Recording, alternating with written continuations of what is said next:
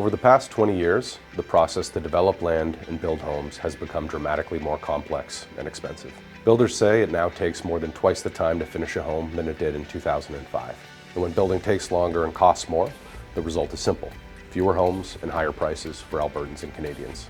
One part of the problem stems from the rules and processes that govern development and housing approvals. Municipalities control most of the core requirements and approvals needed to start a new development or build a home, but those processes have become increasingly expensive, complicated, and slow. Rules and requirements are often applied inconsistently, and in some cases may change halfway through a project. The lack of predictability and consistency drives up costs and slows down construction. Why is this happening?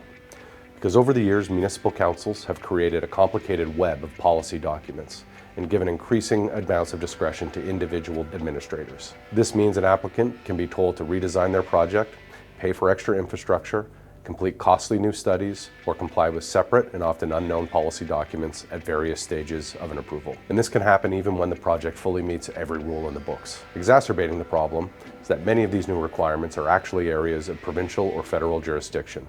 Policy municipalities shouldn't be dictating at all. Imagine spending months or years and millions of dollars designing a project that meets every stated rule, only to have administrators introduce new requirements at the 11th hour from a policy document that isn't even referenced in the zoning bylaw.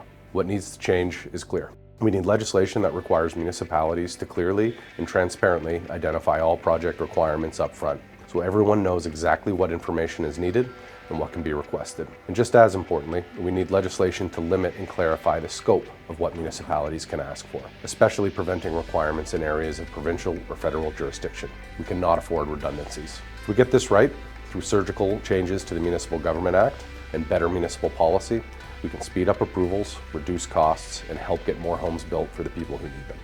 Let's unlock housing together. Visit unlockhousing.ca for more information.